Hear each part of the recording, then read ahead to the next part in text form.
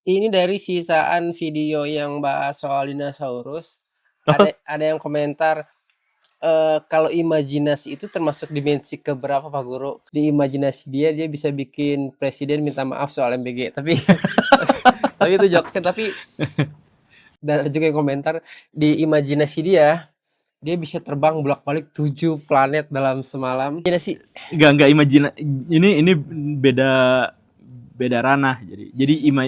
Jadi dimensi-dimensi yang kita kemarin bahas itu adalah dimensi fisika gitu, panjang, tinggi, lebar. Itu kan matematis kan, itu konsep-konsep matematis yang kemudian kita wujudkan dalam fisika sehingga kita memahami bahwa ini tuh begini, itu tuh begitu, ini jatuh ke bawah, bawah, atas, kanan, kiri, depan, belakang, itu sebenarnya adalah konsep-konsep fisika gitu. Sedangkan imajinasi itu bukan dimensi yang dimaksud itu. Nah, tapi kalau misalkan Baraya punya imajinasi yang di dalamnya bahkan ada Pak Prabowo yang minta maaf soal MBG, ya itu keterlaluan sih. Imajinasinya yang lebih masuk akal aja lah. itu malah tidak masuk akal.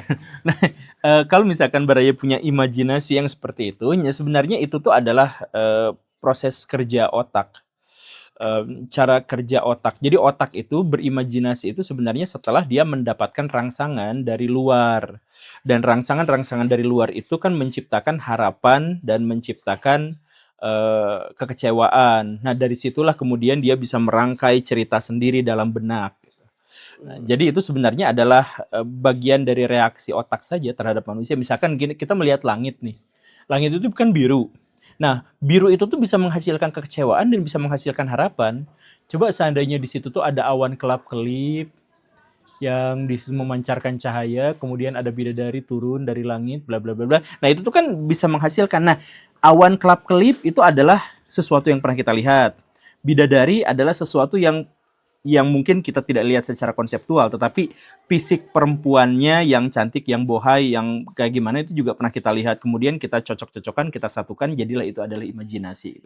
Jadi imajinasi itu sebenarnya adalah bagian dari otak kita saja, itu nggak keluar dari imajinasi apapun. Walaupun ada sebagian teosof yang berpandangan bahwa kita tuh hidup di dunia imajinasi dari satu entitas yang jauh lebih besar gitu. Jadi misalkan dalam bahasa-bahasa orang-orang orang ya yang aneh-aneh kayak gitulah ya. Jadi Tuhan berimajinasi, maka imajinasi kita jadilah kita gitu. Kita kalau imajinasinya di level ekstrim masuk ke ini nggak ya, masuk ke dosa besar nggak ya? Kayak gitu. Enggak, dosa itu kalau Baraya sudah menghasilkan dalam bentuk sebuah perbuatan. Kalau cuman niat, cuman pikiran, itu mah no smoking, nggak jadi masalah. Ini juga Paling ngerusak diri aja. dari yang imajinasi tadi ada juga pertanyaan yang kayaknya nyambung nih. Bahas soal sleep paralysis atau ketindihan yang kalau itu bisa dijelaskan secara medis, terus kenapa kita selalu melihat bayangan seseorang atau rambut menjuntai yang seolah itu sebagai gangguan dari makhluk halus?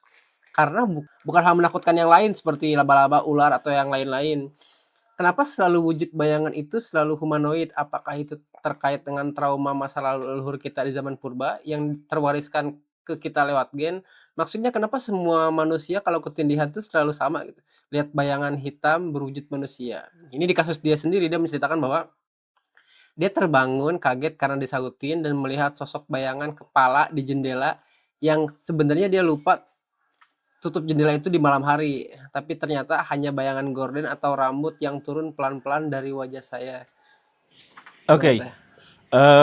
penjelasannya kita sederhanakan. Jadi pertama gini, ketindihan itu atau sleep paralysis itu adalah kondisi otak yang emang lagi ngeheng aja, lagi bermasalah aja. Jadi ceritanya gini, kalau orang lagi tidur, Hmm? si otak itu akan mematikan otot motoriknya. Biar apa? Biar pas dia mimpi lari, dia nggak beneran lari. Dia pas mimpi jatuh, dia nggak beneran jatuh. Tapi deg-degannya kayak beneran itu. Iya, nah makanya karena otak itu terus-terusan bergerak, mau Hmm. siang maupun malam, maka dia Hmm. pasti akan memunculkan mimpi. Maka biar mimpinya itu tidak mewujud, maka si otak tuh mematikan motorik kita. Sesimpel itu. Nah, makanya kalau ada orang yang tidur sambil berjalan, nah itu tuh berarti gangguan di otak motorik itu. begitu. Kayak nggak lepas kunci gitu ibaratnya ya. Misalkan ya kayak gitulah ya. Nah, harusnya kan dikunci dulu, kunci stang. Nah, bahasa kuncinya mah. Nah, tapi kalau misalkan ada gejala tertentu di mana kita tuh setengah tidur, setengah bangun. Pernah kan ngalamin setengah tidur, setengah bangun kan? Nah, si otak tuh kadang-kadang tuh lagi galau. Andai, saya tuh lagi tidur atau tidak? Lagi bangun atau tidak? Jadi kunci stangnya tuh dibuka atau enggak? Kayak gitu. Nah, kita dalam kondisi kita tuh sadar, ya dalam kondisi setengah sadar, setengah tidur ya. Tapi sadar, tapi si otak tuh masih ngunci stang.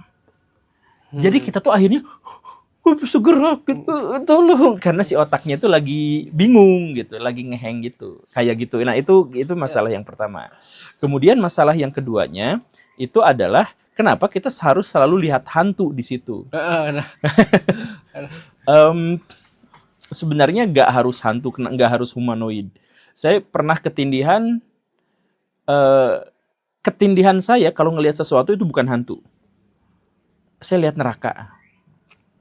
Asli. ketindihan neraka atau Bukan, bayangan neraka? bukan. Jadi bayangan neraka aja gitu. Serem juga. Asli itu. Nah, jadi gak harus humanoid gitu. Kalau misalkan kalau dibenturkan dengan pengalaman antar pribadi gitu, gak harus humanoid gitu. Nah, kalau saya neraka, jadi setiap saya ketindihan tuh gambarnya neraka. Gitu. Atau enggak, pernah juga saya ketindihan gambarannya tuh surga. Itu juga pernah. Gambaran bidadari, 2 orang saya inget betul. Itu juga pernah, tapi saya lupa mukanya kayak gimana ya. Tapi dia tuh ngasih tongkat saya. Ya tapi abaikan, itu mah cuman ketindihan gitu ya. Nah, kalau misalkan kita ketindihan kemudian kita membayangkan ngelihat hantu itu tuh bukan benar-benar hantu dan bukan benar-benar humanoid, tetapi karena sekali lagi ya, kondisi kita ketindihan itu adalah kondisi di mana kita tuh sedang setengah bangun, setengah tidur. Jadi kita tuh setiap membayangkan sesuatu langsung terproyeksikan dalam penglihatan. Karena si otak juga itu lagi nyadar ini tuh imajinasi di dalam mimpi atau dalam kenyataan. Dia tuh nggak yakin dirinya sedang tidur atau tidak. Jadi setiap dia sedang menghayal sesuatu, dia akan memproyeksikan dalam bentuk misalkan si hantu itu tuh ada di depan gitu. Karena gini, kenapa harus hantu? Kan kita lagi panik, ketakutan gitu. Jadi proyeksinya itu biasanya yang serem-serem gitu. Jadi itu alasan kenapa sleep paralysis itu terjadi. Berlaku sebaliknya nggak? Kayak kita gambaran surga tuh untuk orang yang susah makan di dunia, oh di surga mah bisa makan terus. Enggak, bukan gitu. Enggak. Ini mah hanya pas waktu itu. Pas kita lagi setengah bangun, setengah tidur, apa yang sedang kita rasakan itu yang terproyeksikan. Oke. Jadi bukan gambaran secara luas. Tapi karena kita lagi di situ tuh biasanya panik. Jadi gini, tidur itu kan ada 3 level. Tidur pertama, ya awal tidur kedua. Nah, tidur puncak dari tidur itu adalah kalau kita tuh mimpi, disebutnya tuh IRP gitu. Jadi sampai si mata tuh gini gerak-gerak.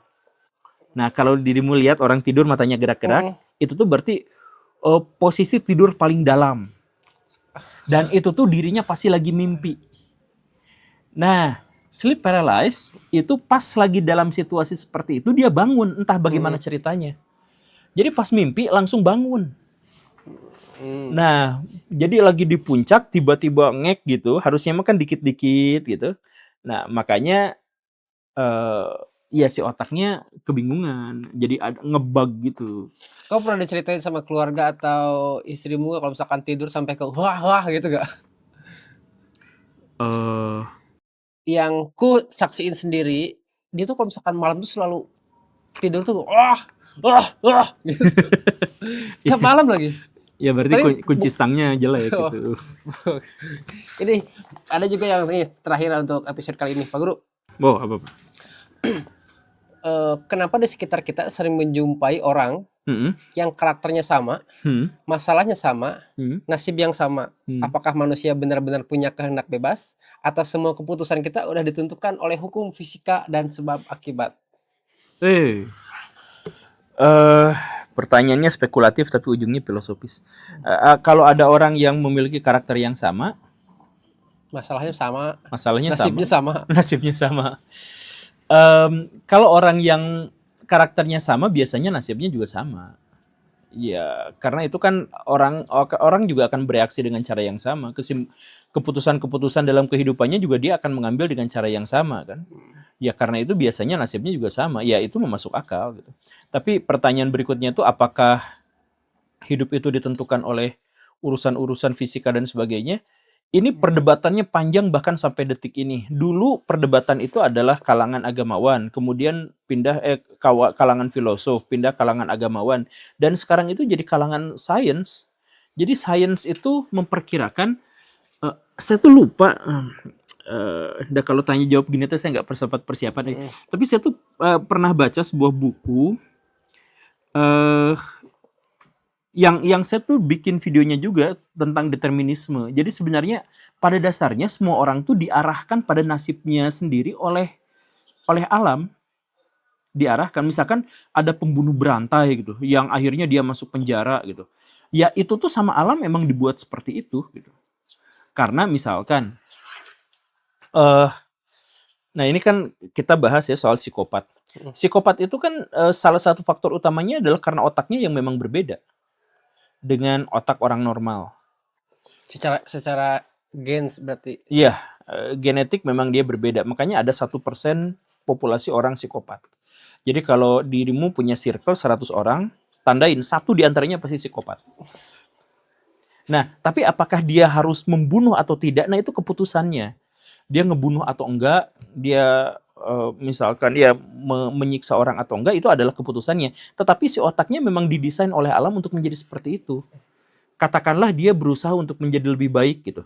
Tapi program dirinya untuk menjadi lebih baik itu jauh lebih sulit daripada orang normal untuk jadi orang baik. Nah, jadi sebenarnya alam dalam hal ini mendorongnya untuk menjadi seperti itu gitu. Atau misalkan ada dorongan, ada orang yang baik, sebenarnya itu baik. Ada misalkan saya punya teman saya tuh punya teman. Nah, temannya itu bercerita bahwa dia tuh punya teman, ada seorang yang mukanya tuh jelek banget.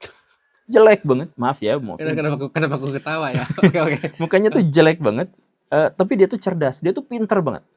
Nah, waktu SD kelas 1, kelas 2, kelas 3, dia tuh prestasinya tuh ranking 1 terus, tapi terus-terusan diejekin, dijelekin, karena mukanya emang jelek gitu. Dan akhirnya apa? Prestasinya mulai turun, dan akhirnya dia putus sekolah, dia akhirnya mencoba memvalidasi terus-terusan orang, cari perhatian, cari apa, karena dia tuh nggak diperhatikan kecuali dengan cara yang buruk kan, sama orang lain tuh. Akhirnya dia jadi buruk, putus sekolah, dan akhirnya dia jadi preman pasar, dan akhirnya dia meninggal di usia muda setelah tusuk-tusukan dengan preman yang lain gitu. Coba bayangkan, padahal dia tuh orang yang sangat pinter, sangat berprestasi. Nah, tapi dia tuh seakan-akan ditempatkan di tempat yang salah dan dengan bentuk muka yang salah oleh alam, sehingga akhirnya dia tuh menjadi seperti itu. Makanya kita bayangkan, apakah para koruptor di Indonesia tuh gara-gara sebenarnya bukan salah dia tapi salah tempat. Seandainya dia dilahirkan di Inggris, mungkin dia jadi orang yang jujur. Tapi karena dia ditekan sama sistem yang bangsat, ya dia juga jadi kayak gitu. Nah, ini tuh perdebatan sains, dan saya tuh khawatir sebenarnya ngomong kayak gini tuh jadi pembenaran buat orang lain gitu ya, yang korupsi jadi koruptor gitu. Dan ini, tapi misalkan kita ketemu sama orang brutal gitu ya, preman yang tindiknya banyak, tatonya di muka gitu, bahkan pantatnya juga digambarin, misalkan yang seperti itu. Tapi itu terjadi tuh gara-gara waktu kecilnya dia tidak dapat perhatian dari orang tuanya, malah jadi korban penyiksaan dari orang tuanya, kemudian dia dicabuli sama pamannya dan sebagainya. Makanya ketika dia dewasa jadi menjadi sangat menyebalkan. Kan bisa aja seperti itu. Dan dalam situasi seperti itu dia tuh bukan berarti tidak bisa disalahkan, tetapi ekspresi dari kejahatannya itu adalah hanya respon psikologis karena dia mendapatkan hal yang seperti itu gitu. Nah, makanya dalam budaya-budaya yang lebih soft mah, orang kriminal tuh gak bisa disalahkan sepenuhnya. Makanya kalau dirimu datang ke Norway misalkan, di sana itu ada pembunuh berantai banget, misalkan sampai 1.000 orang gitu. Hukuman maksimalnya cuma 20 tahun penjara. Agar dia bisa kembali lagi untuk memperbaiki hidup atau gimana? Ya karena mereka tuh tidak menyalahkan kriminal sepenuhnya gitu. Jadi mereka tuh mengatakan tujuan dari pengadilan itu bukan untuk menghukum orang, tetapi untuk mengisolasinya agar tidak menyakiti orang lain dan memperbaikinya agar dia jadi orang baik gitu. Dan kalau dirimu cek beberapa penjara di Norway itu itu jauh lebih baik daripada kantor base camp. Asli langsung ketawa karena itu base campnya jelek kan. Iya. Itu asli bagus sekali. Jadi misalkan ya penjara di Norway itu bentuknya pulau besar dan eh, penjaranya itu rumah kayak gini. Diisi sama 4 orang, ada dapurnya, ada tamannya, dan mereka tuh bebas keluyuran di seluas pulau itu tuh bebas berkeluyuran. Mereka tuh disuruh beternak, mereka tuh disuruh bertani. Begitu, itu kehidupan di dalam penjara. Dan luar biasanya apa? Luar biasanya adalah setelah orang paling jahat, paling barbar, paling keji masuk ke penjara itu, alumni-alumni dari sana itu hanya melakukan kejahatan 15%. Kalau penjara konvensional kayak yang ada di Indonesia, kayak yang ada di negara di Amerika Serikat dan sebagainya, orang yang masuk penjara 75-85% dia akan balik lagi ke penjara gara-gara di dalam penjara itu tindakannya lebih brutal, lebih kacau lagi. Jadi seperti yang tadi, orang jahat disebabkan karena masa lalu yang jahat. Jadi ketika dia dimasukkan ke dalam penjara yang isinya orang jahat, maka dia keluar tuh sebagai penjahat, dia bakal balik lagi sebagai orang penjahat gitu. Nah, tapi di Norwegia itu kejadiannya dibalik. Ada penjahat brutal, paling kejam, ngebantai dan merkosa 1.000 orang, kemudian dimasukkan ke dalam penjara justru yang sangat manusiawi, dia disuruh beternak, dan dia tuh bertetangga dengan sipirnya. Jadi tetanggaan aja di situ tuh ada warungnya, tempat ngopi. Itu asli bagus sih penjaranya teh. Nah, keluar dari situ hanya 15% yang jadi jahat lagi. Sisanya 85% jadi orang yang sangat baik. Nah, makanya ya ini tuh jadi perdebatan filosofis gitu. Kan kita mah nggak ikhlas ya kalau misalkan ada penjahat diperlakukan baik tuh. Iya, atau bahkan pada akhirnya kalau misalkan dia di penjara terus keluar, masyarakat pada akhirnya nggak akan nerima dia. Jadi dia akan kembali lagi ke tempat asalnya dia, ke tempat circle kejahatannya lagi. Jadi nggak ada perubahan. Iya. Di kita kan gitu. Aku bahkan yang teman-temanku beberapa kali keluar masuk penjara pada akhirnya nggak mungkin diterima sama masyarakat. Jadi dia akan kembali lagi ke situ. Karena ke kitanya juga jadi serba salah menerima, nggak yakin iya. gitu. Saya ingat jadi lagu Ebit Gede gitu ya. Yang mana? Ya tapi kalau di sana sih nggak gitu sih. Kalau di sana nggak gitu. Perlu berapa ratus tahun untuk ngerubah pola pikir masyarakat kita terhadap kriminalitas kayak Nggak, kita juga sebenarnya nggak tahu apakah yang di Norwegia itu tuh benar atau enggak gitu. Maksudnya itu adil nggak sih buat korbannya gitu. ya betul. Jadi misalkan ada korban ya kayak kemarin misalkan ya, korban disiksa, dibutakan, dipincangkan, disundut rokok dan sebagainya gitu. Kemudian orang yang melakukan itu tuh justru malah masuk penjara yang sangat menyenangkan gitu. Nah, itu menyakiti rasa keadilan kita kan. Iya betul sih. Nah, jadi nggak ridho sih sebetulnya kalau misalkan jadi korban. Nah, jadi maksudnya itu masih perdebatan. Jadi yang di Norwegia juga nggak semua penjaranya seperti itu, tetapi ada penjara yang seperti itu. Dan ya makanya pendekatan filosofisnya itu kami di sini bukan untuk menghukum para penjahat. Kami di sini membuat penjahat itu terisolir agar tidak melakukan kejahatan, makanya di penjara, dan kemudian kami melepaskan sebagai orang baik gitu. Tapi ini menarik satu lagi deh Pak Guru. Tadi Pak Guru bilang dia pinter banget tapi jelek.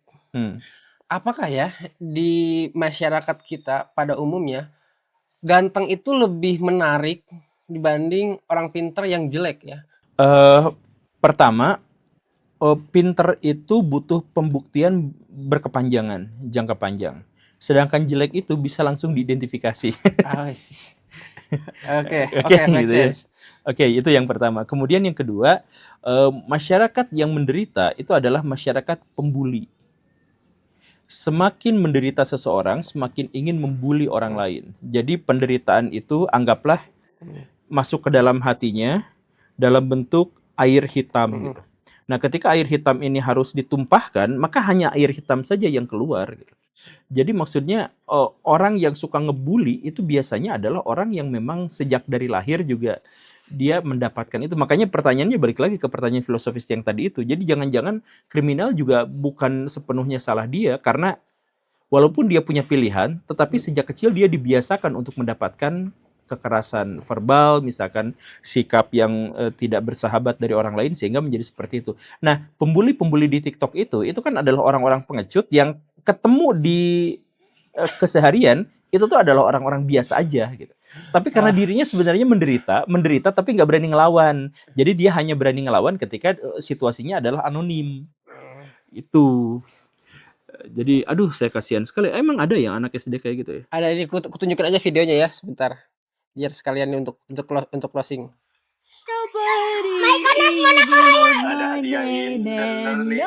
Oh, sebelumnya serius. Orang ini lagi banyak dibicarain di Indonesia selama 1 minggu ini. Dia banyak dikata-katain bahkan sampai ke fisiknya juga. Senolak dan sepecundang apa kalian sampai anak SD aja bener yang hujat TikTok ya? dibully? Iya, Oke, kalian harusnya udah pada tahu lah ya bocil yang habis dihujat satu TikTok, hampir satu TikTok ya, yang gara-gara minta MBG Mykonos Monaco Royal. Respect Mykonos, respect Om Gondrong.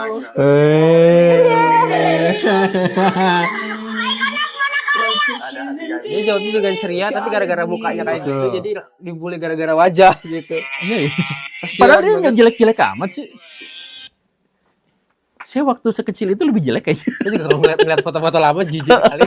Oke lah Pak Guru, terima kasih, sampai jumpa besok. Assalamualaikum warahmatullahi wabarakatuh. Waalaikumsalam warahmatullahi wabarakatuh.